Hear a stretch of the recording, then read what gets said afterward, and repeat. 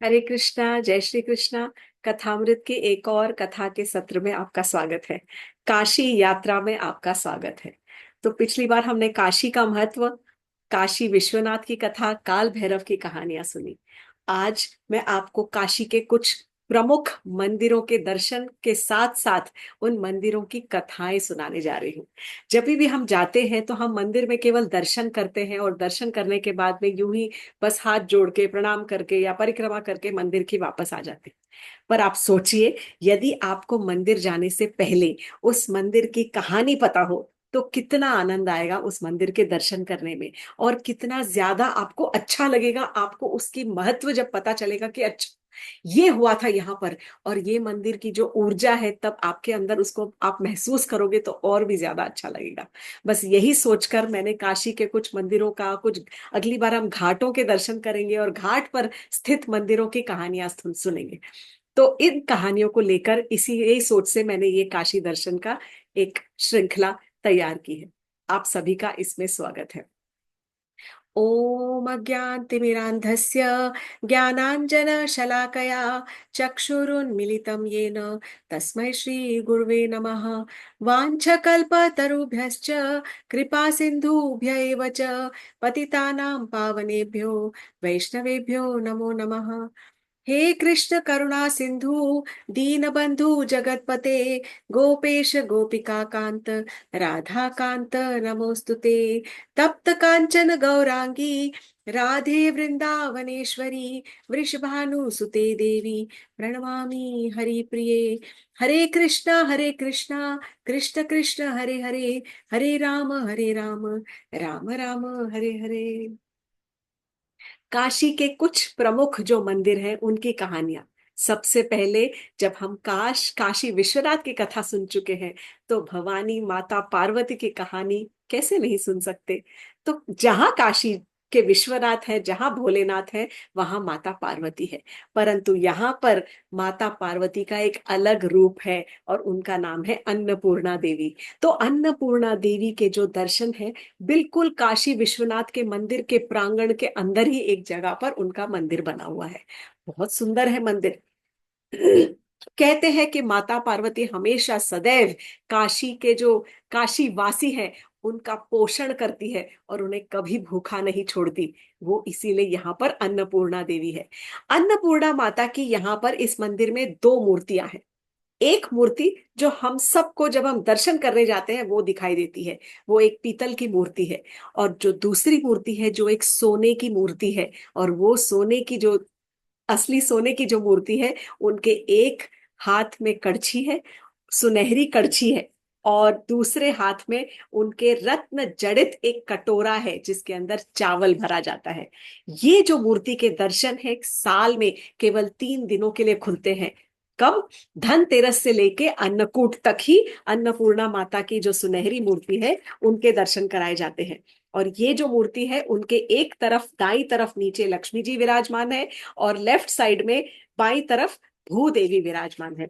इनके दर्शन बहुत दुर्लभ है, क्योंकि इतनी भीड़ में अगर किसी की बहुत हिम्मत हो, बहुत ज्यादा, और उस समय आप काशी में हो, तो आप वहां पर दर्शन करने जा सकते हो। बाकी मंदिर के प्रांगण के अंदर जब आप परिक्रमा करते हो तो अलग अलग छोटे छोटे ऑल्टर्स बने हुए हैं, जहां पर गणेश जी, हनुमान जी, सूर्यदेव, यंत्रेश्वर महादेव, सत्यनारायण, इस प्रकार की मूर्तियां रखी हुई हैं, और सबकी वहां पर पूजा प्रार्थना होती है। ये जो अन्नपूर्णा देवी का मंदिर है, ये 1729 में मराठा जो राजा थे पेशवा बाजीराव, इन्होंने इसका निर्माण किया था। ये नव दुर्गा जो मंदिर है, काशी में जो नव दुर्गा मंदिर है, उसमें से ये एक प्रधान मंदिर कहलाता है। अब हम जानना चाहेंगे कि ये अन्नपूर्णा जो देवी है, इनका स्वरूप कैसे आया और क्या खास बात है। ऐसा क्यों है कि माता पार्वती ने अन्नपूर्णा देवी का स्वरूप ग्रहण किया यहाँ पर। बहुत रोचक कथा है, बने रहिएगा साथ में। तो एक बार की बात है, जब शिव जी और पार्वती जी के बीच में कुछ वार्तालाप चल रहा था, जनरल हस्बैंड वाइफ कॉन्वर्सेशन। और कॉन्वर्सेशन बात करते करते शिव जी ने ऐसे ही अनायास ही कह डाला, भवानी, आपको पता है ये सारा जो जगत है ना, ये सब एक मिथ्या है। ये सब पूरे की पूरा सब कुछ एक माया है। और पार्वती जी सुन रही हैं, बोली, अच्छा, बोले हाँ, सब कुछ जो भी तुम देख रही हो यहाँ पर, सब कुछ, ये सब कुछ एक माया है। यहाँ तक कि जो तुम अन्न भी खाती हो ना, जो हम अन्न भी खाते हैं, वो भी माया है। केवल वो हमारे शरीर का, एक शरीर को क्या बोलते हैं, हमारे जो इंद्रियों को तृप्त करने का एक तरीका है। बस शरीर को थोड़ा सा झुंझुला दिखा दो और कैसे खुश हो जाता है, इसी प्रकार से ये जो अन्न है ये भी माया है। पार्वती जी बहुत नाराज हो गई। उन्होंने कुछ कहा नहीं, पर उनके दिल को लग गई चोट। उन्होंने ऐसा समझा कि जैसे शिव जी उनका ही उपहास कर रहे हैं और उनसे कह रहे हैं कि अच्छा तुम्हें पता है भवानी, तुम भी माया ही हो। तो उन्होंने ये कमेंट को पर्सनल ले लिया। शिव जी ने ऐसा कहा नहीं था, और ना ही शिव जी ने ऐसा सोच के कहा था। वो तो केवल जगत के बारे में बता रहे थे कि सारा जगत मिथ्या है, सब माया है। परंतु पार्वती जी को लगा कि सब माया है, तो मैं भी तो जगत का ही एक हिस्सा हूं, तो क्या मैं भी माया हूं? और तुम अनाज को भी माया कर रहे हो, मैं दिखाती हूँ, ये तुम्हारी सोच एकदम गलत है। ये कहकर पार्वती जी ने अपनी सारी जो कृपा थी वो सबको वापस ले लिया। और उसके बाद तब उन्होंने सोच लिया कि अब मैं शिव जी को एहसास दिलाऊंगी कि मेरा महत्व क्या है। और उस समय ऐसा हुआ कि सारी पृथ्वी पर अकाल पड़ गया, सूखा आ गया, सारी जमीनें सूख गई, एक भी खेत, सारे बंजर हो गए, कहीं पर भी अनाज नहीं था। धीरे धीरे, जब कितना ही बचा के रखोगे, जब आप खाते खाते कहीं तो कुएं भी खाली हो जाते हैं पानी पीते पीते। इस प्रकार का सूखा पड़ा कि लोग त्राही त्राही करने लगे, और सारा जो जन समुदाय था वो सड़कों पर लोगों के यहाँ भिक्षा मांग रहा है, भूख के मारे तिलमिला रहे थे लोग। शिव जी को अपनी गलती का एहसास हो गया। परंतु पार्वती तो माता है, और पार्वती जी के हृदय में माँ का ही हृदय है। और तब जब भवानी ने देखा तो उनसे भी अपने लोगों की, जन समुदाय की, मानव जन की पीड़ा सहन नहीं हुई। और तब उन्होंने सोचा कि अब बहुत हो गया, ये ऐसा नहीं करना चाहिए। मैं तो केवल शिव जी को ये एहसास दिलाना चाहती थी कि केवल ध्यान करने से पेट नहीं भरता, अनाज की जरूरत होती है। क्योंकि देखो अब सब, सारा जन समुदाय सब भिक्षा मांग रहा है। तब पार्वती जी ने बहुत करुणा भरे हृदय से माता अन्नपूर्णा का स्वरूप धारण किया। किस प्रकार का? एक हाथ में कड़छी, और एक सुनहरी कड़छी है, और एक हाथ में जो रत्न जड़ित कटोरा है जिसके अंदर चावल, अनाज भरा हुआ था। और ये स्वरूप लेकर वहां पर वो काशी में प्रकट हुई, और उन्होंने भर भर के अनाज दान किया है। काशी वासियों को खूब अनाज, अन्न दिया है, खूब अन्न दिया है, ताकि सब पेट भर के खाएं। जब वो इस प्रकार से अन्न बांट रही थी, तब सब कटोरा लेके, सब भिक्षा मांग के लेके जा रहे थे। और तब शिव जी को भी अपनी गलती का एहसास हुआ। तब उन्होंने भी पार्वती जी को प्रसन्न करने के लिए वो भी लाइन में खड़े हो गए, और उन्होंने भी पार्वती जी से यहाँ पर अन्न की भिक्षा ली है। तब से इस मंदिर में हर रोज दोपहर को यहीं पर प्रकट हुई थी वो। और फिर उसके बाद अन्नपूर्णा जो देवी थी वो काशी में आकर यहाँ पर बस गई। तो उस समय से आप कहते हैं कि आज तक एक्चुअली हर रोज दोपहर को अन्नपूर्णा देवी के मंदिर में फ्री प्रसाद वितरण किया जाता है। हजारों लोग आते हैं, कितने ही जो जो यात्री लोग भी आते हैं, उन्हें भी पता होता है कि अगर हम इस मंदिर में 11-12 बजे के आसपास पहुंच जाएंगे तो वहां पर 1.5-2 घंटे तक प्रसाद वितरण होता है, और बेस्ट प्रसाद होता है और फ्री होता है। तब शिव जी को ये एहसास हो गया कि शिव और शक्ति इस पूरे संसार के एग्जिस्टेंस के लिए दोनों ही जरूरी है, दोनों जरूरी है। खाली शिव जी से काम नहीं चलेगा, शिव और शक्ति दोनों बैलेंस होना चाहिए। तब से अन्नपूर्णा देवी काशी में ही यहाँ पर विराजमान है। ये तो हुई अन्नपूर्णा माता के मंदिर की कहानी। अब जब जाओगे तो बहुत अच्छा लगेगा, मजा भी आएगा, सबको सुना सकोगे आप कहानी कि भाई ये अन्नपूर्णा देवी की ये कथा है। एक और जो दुर्गा का मंदिर है यहाँ पर, वो है दुर्गा कुंड और दुर्गा मंदिर। काशी में ये बहुत, इस मंदिर की भी बहुत मान्यता है। अब इसकी जो कथा है वो आती है भागवत, देवी भागवत पुराण के अंदर आती है इस कथा, इसकी कहानी। ये लाल ईंटों का या लाल पत्थर का कुछ बना हुआ मंदिर है। इसके अंदर एक दुर्गा कुंड भी है। बहुत इंटरेस्टिंग कहानी है ये। देवी भागवत पुराण के चैप्टर 23 के में आती है। करीब 1000 वर्ष पूर्व अयोध्या के इक्ष्वाकु राजा थे, जो कि सूर्यवंशी राजा थे। और उन राजा का नाम था ध्रुव संधि। ये सूर्यवंशी राजा, जो राजा ध्रुव संधि थे, जब इनका देहावसान हो गया और जब ये स्वर्गवासी हुए, तब कुछ कारणवश इनका जो पुत्र था राजकुमार सुदर्शन, उसको वहां से भागकर और उसको वनवास लेना पड़ा। और तब वो काशी के ही जंगलों में भटकता हुआ आनंद वन में, वहां पर उसने शरण ग्रहण की। आनंद वन के जंगल में उसने शरण ग्रहण की। वहां पर सुदर्शन की मुलाकात, भेंट हुई काशी नरेश जो थे सुबाहु। काशी नरेश सुबाहु की जो बेटी थी शकुंतला, उसका नाम था शशिकला, सॉरी, शशिकला उनका नाम था। तो तब जो राजकुमार सुदर्शन थे, उनकी भेंट काशी नरेश की पुत्री शशिकला से हुई। और तब शशिकला पर उनका मन आ गया, मन मचल गया। शशिकला ने भी उनको देखा, फिर वो घर आ गई। अब राजा जो थे, राजा जो सुबाहु थे, उन्होंने अपनी बेटी के लिए एक स्वयंवर का इंतजाम किया, अरेंजमेंट किया।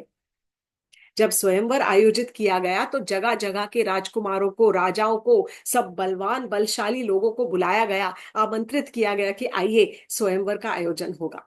परंतु स्वयंवर की ही रात को, एक रात पहले, जो प्रिंसेस थी शशिकला, उनके स्वप्न में दुर्गा देवी ने उनको दर्शन दिए। और दुर्गा देवी ने उनको कहा कि मेरे हिसाब से बेटी, ये जो राजकुमार सुदर्शन है, यही तुम्हारे लिए उपयुक्त वर है। और मैं चाहती हूँ कि वो भी तुम्हें जानती हूँ कि वो तुम्हें चाहता है और तुम भी उनसे प्रेम करती हो। वो तुम्हारे लिए सबसे उपयुक्त वर है, तो तुम उसी से ही विवाह करो। ये जब उनको स्वप्न आया, जब जो क्या बोलते हैं, शशिकला राजकुमारी को जो स्वप्न आया, तब अगले दिन जब स्वयंवर का दिन था, उससे पहले ही उसने सारी सभा के अंदर जितने राजा राजकुमार बैठे थे, वहां पर पहुंचकर उसने ऐलान कर दिया कि मैं किसी, आप सब यहाँ पर आए हैं, पर मैं आप सब में से किसी का भी चयन करने नहीं वाली हूँ। I am not going to choose anybody who is assembled here, क्योंकि मैंने ऑलरेडी अपने वर का चयन कर लिया है, उसको वरण कर लिया है। मैं राजकुमार सुदर्शन के साथ ही विवाह करने वाली हूँ, और इस विवाह के लिए मुझे दुर्गा देवी का आशीर्वाद ऑलरेडी प्राप्त हो चुका है। जब ये उसने घोषणा कर दी, तो वहां पर सारे जितने उपस्थित लोग थे, वो बहुत क्रोधित हो गए। सारे के सारे आग बबूला हो गए। राजकुमार, उनको लगा कि अरे ये तो हमारा अपमान है, हमें बुलाया गया है यहाँ पर, और यहाँ तो राजकुमारी ऑलरेडी अपना मन बना बैठी है। जब मन पहले ही बना बैठा था तो हम सबको न्योता देने की क्या जरूरत थी। सारे के सारे जितने राजकुमार और राजा थे, सब एकत्रित हो गए और उन्होंने राजा सुबाहु के ऊपर आक्रमण और धावा बोल दिया। जो राजा सुबाहु थे, महाराज सुबाहु, उन्होंने अपनी सारी सेना को एकत्रित किया और सबके साथ उन्होंने वहां पर युद्ध शुरू किया। परंतु महाराज सुबाहु जो थे, वो हारने लग गए, और वो बुरी तरह से हार रहे थे उस युद्ध के अंदर। तब जो शशिकला थी और सुदर्शन थे, उन्होंने भी ये देखा। तब उन दोनों ने मिलकर दुर्गा देवी की बहुत प्रार्थना की, और प्रार्थना करके कहा कि हे देवी, ये तो आपका आशीर्वाद था, आपकी सम्मति थी, आपने कहा था और वही हमने किया, अब आप ही रक्षा कीजिए। तब कहते हैं कि तब युद्ध भूमि के अंदर जब बुरी तरह से पिट रही थी महाराज सुबाहु की जब सेना, तब हजारों की तादाद में देवियां प्रकट हो गई। हजारों की तादाद में देवियां सिंह के ऊपर सवार होकर, करके सिंह सवारी, और आई और सारे जो युद्ध क्षेत्र था सब में भर गई। और ऐसा घमासान युद्ध हुआ कि ढेरों मिनटों के अंदर वहां पर लाशों के ढेर पड़ गए। और जब भवानी आती है अपने कार्य करने के लिए, तो हम सब जानते हैं कि वो जब क्रोध में आती है तो वो क्या ही कर सकती है, क्या उत्पात मचा सकती है। मिनटों के अंदर वो सारा युद्ध क्षेत्र जो था, वो बिखरे हुए शवों के साथ भर गया। उसके बाद तब राजा सुबाहु ने जाकर माता देवी को, जो दुर्गा देवी को है, उसको, उनको साष्टांग प्रणाम किया और उनको धन्यवाद दिया। और तब उनसे कहा कि माता, अब आप ही हम सबको आशीर्वाद दीजिए। तब दुर्गा देवी के आशीर्वाद से ही सुदर्शन को अपना जो राज्य था वो पुनः वापस प्राप्त हुआ, और उनके ही आशीर्वाद से शशिकला और सुदर्शन का विवाह हुआ। उसके बाद दुर्गा देवी ने कहा कि महाराज सुबाहु, आपको घबराने की आवश्यकता नहीं है। जब तक काशी रहेगा तब तक मैं हमेशा काशी में रहूंगी। ये उन्होंने वचन दिया है। और इसीलिए यही जगह पर तब उन्होंने उनका मंदिर बनवाया था। ये मंदिर 18वीं शताब्दी से में बना है। यहाँ पे एक दुर्गा कुंड है जहां पर जल है। कहते हैं कि इस जल के अंदर कुछ हीलिंग प्रॉपर्टीज है जिससे शरीर स्वस्थ हो जाता है। ये जो मंदिर है ये शक्ति पूजा और तंत्र पूजा जो तांत्रिक है उनके लिए बहुत बहुत महत्व रखता है। ये हुआ दुर्गा देवी का मंदिर, दुर्गा कुंड मंदिर, लाल पत्थर से बना हुआ, बहुत सुंदर, बड़ी बड़ी आंखें वाली, सुंदर सुनहरी आंखों वाली दुर्गा देवी यहाँ पर है। अब हम चलते हैं एक और जगह पर जो बहुत ही सुंदर और बहुत मन भावक थी। और ये है बहुत फेमस संकट मोचन मंदिर। नाम से समझ गए कि ये हनुमान जी का मंदिर है। हनुमान जी जो सबके प्रिय है। और ये संकट मोचन मंदिर स्पेशल है। ये हनुमान जी का जो मंदिर था ये 16वीं शताब्दी में, करीब करीब 400-500 साल पहले किसने बनवाया था? गोस्वामी तुलसीदास जी ने बनवाया था। और जैसा कि नाम से हमें पता चलता है संकट मोचन, मतलब सबके संकटों का निवारण करने वाले, सबके दुखों को दूर करने वाले, सब हर्डल्स ऑब्स्टिकल्स जो विघ्न हटाने वाले, इस प्रकार कष्टों का हटाने वाले, ऐसे जो है हमारे प्यारे हनुमान जी, उनका ये बहुत सुंदर मंदिर है। इस मंदिर के आसपास थोड़ा सा एक जंगल जैसा एरिया है। लंबी लंबी कतार लगती है, लंबी लंबी लाइन लगती है इस मंदिर में दर्शन करने के लिए। पर दर्शन बहुत सुंदर हो जाते हैं। हनुमान जी का यहाँ पर जो स्वरूप है वो ऐसा है, अनोखा सा। उनका जो दाया हाथ है वो इस प्रकार आशीर्वाद दे रहा है, और जो बाया हाथ है वो उन्होंने अपने हृदय पर रखा हुआ है, कुछ इस प्रकार से। वैसे थोड़े टेढ़े से है, कुछ डिफरेंट टाइप के, बट बहुत सुंदर है। अब इसकी जो कथा है वो और भी ज्यादा रोचक है। ये मंदिर यहाँ पर क्यों बनवाया तुलसीदास जी ने? ऐसा क्या था? और जंगल के बीच में, अब तो ये जंगल नहीं रहा, ये तो शहर के बीचों बीच आ गया, पर पहले यहाँ पर एक जंगल हुआ करता था। तो कथा कुछ इस प्रकार है। हम सब जानते हैं कि गोस्वामी तुलसीदास जी ने रामचरितमानस की रचना की थी। ये उसके थोड़ा पहले की बात है।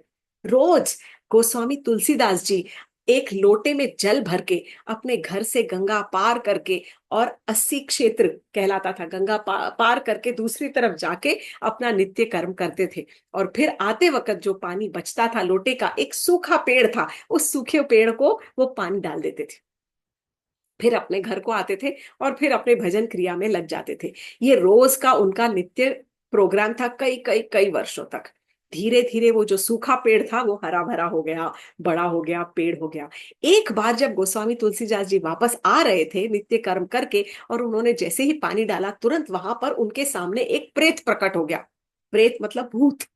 करेक्ट। सो एक भूत प्रेत प्रकट हो गया। और भूत ने कहा कि गोस्वामी जी प्रणाम। गोस्वामी जी बहुत चक्कर है, अरे ये कौन आ गया? बोले घबराइए नहीं, मैं अच्छा वाला भूत हूँ, और मैं आज आपका धन्यवाद करने आया हूँ, क्योंकि आप रोज इस पेड़ को जल डालते हो और आपने इस सूखे हुए पेड़ को हरा भरा कर दिया है। और इस प्रकार अनजाने में आपने मेरी प्यास भी बुझाई है, क्योंकि मैं इस पेड़ का शरणार्थी हूँ, मैं इसी पेड़ पर रहता हूँ। इसीलिए मैं आपसे आज बहुत प्रसन्न हूँ और मैं आपका बहुत कृतज्ञ हूँ। मैं आपके लिए कुछ सेवा करना चाहता हूँ, आप मुझे बताइए कि मैं आपके लिए क्या कर सकता हूँ, कुछ भी एक काम। अब गोस्वामी तुलसीदास जी सोचने लग गए, अच्छा ये प्रेत है, क्या करेगा मेरे लिए? तो बोले, अच्छा क्या तुम मुझे मेरे राम से मिलवा सकते हो? क्योंकि गोस्वामी जी के लिए इससे बड़ी तो और कोई चाहत थी नहीं, इसके अलावा कोई और चाहत थी नहीं, बड़ी छोटी तो छोड़ दो। तो प्रेत हैरान हो गया, उसने बोले ये क्या मांग लिया? तो बोले गोस्वामी जी, ये तो मेरी शक्ति के बाहर है। अगर मैं राम से मिलवा सकता तो मैं खुद ना मिल लेता राम से। हाँ, लेकिन मेरी शक्ति में कुछ थोड़ा सा मुझे आइडिया है, और वो ये है कि आपको जो कोई मिलवा सकता है आपके राम से वो है हनुमान जी। और हनुमान जी का पता तो हम सबको पता ही होता है, सब भूत प्रेतों को, क्योंकि भूत पिशाच निकट नहीं आवे, महावीर जब नाम सुनावे। जो जब हनुमान जी का नाम होता है तब हम वहां आसपास फटक भी नहीं सकते। तो इसीलिए हम तो दूर रहते हैं हनुमान जी से, इसलिए हमें पता रखना पड़ता है कि हनुमान जी है कहाँ पर। तो मुझे पता है कहाँ पर है, और आप हनुमान जी से जाके मिलो, वो आपको आपके रामचंद्र जी से मिला देंगे। तो तब गोस्वामी जी के चेहरे पर एकदम चमक छा गई। उन्होंने कहा, अच्छा अच्छा, कहाँ है हनुमान जी, बताओ जरा कहाँ है मेरे हनुमान जी। तब जो प्रेत था उसने कहा कि रोज गोस्वामी जी आप कथा करते हो ना, कहाँ पर, कर्ण घंटा का जो मंदिर है काशी में, वहां पर आपकी कथा होती है।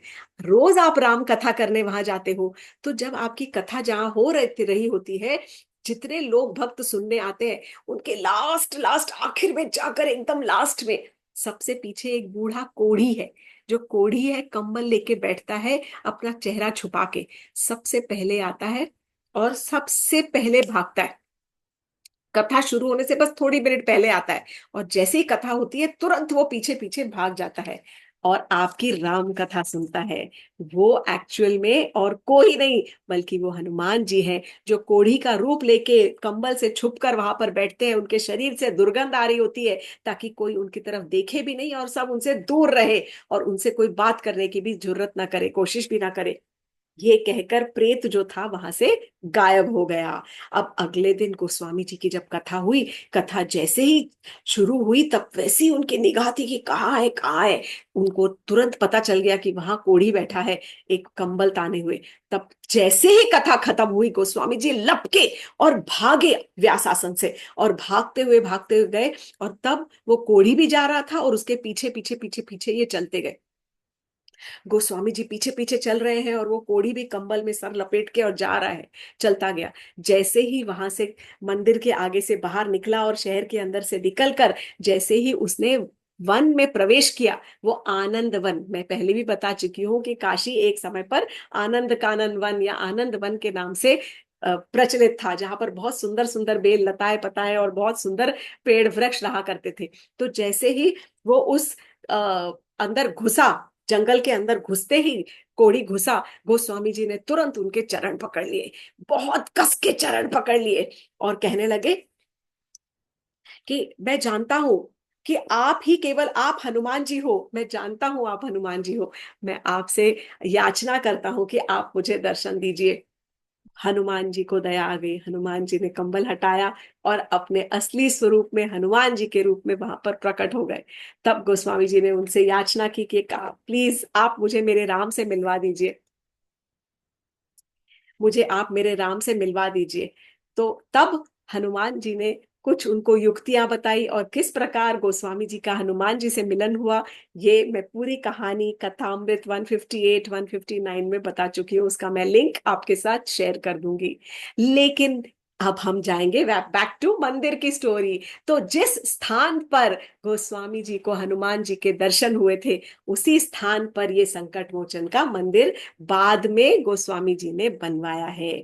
तो वहीं पर ही ये मंदिर बना हुआ है। और हनुमान जी ने दर्शन देने के बाद में उनको युक्ति बताई कि कैसे उनका रामचंद्र जी से मिलन होगा, कैसे उनको दर्शन होंगे। और उसके बाद में हनुमान जी दोबारा यहाँ पर एक स्वयंभू मूर्ति के रूप में प्रकट हुए हैं, एक शिला के रूप में, जहां पर इस प्रकार की शिलाएं हाथ धरे हुए, वहां पर उन्होंने अपना एक स्वरूप छोड़ दिया, जिसके लिए गोस्वामी जी ने वहां पर ये 400-500 साल पहले, 16वीं शताब्दी में गोस्वामी जी ने, तुलसीदास जी ने ये मंदिर बनवाया, संकट मोचन मंदिर।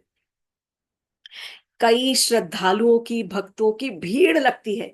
और संकट मोचन के अलावा जो एक स्पेशलिटी है, वो भक्त जिनको, जो अपने क्या बोलते हैं, जन्म पत्रिका के अंदर, हॉरोस्कोप के अंदर जिनको लगता है कि हमारा मंगल दोष है या शनि दोष है, वो मंगल और शनि दोष का निवारण करने के लिए वो यहाँ हनुमान जी से प्रार्थना करने आते हैं। क्योंकि हनुमान जी तो सारे नवग्रहों के मित्र हैं, सब उनकी बात मानते हैं और सब उनको बहुत बहुत ज्यादा मान्यता देते हैं, बहुत मान मान करते हैं उनका।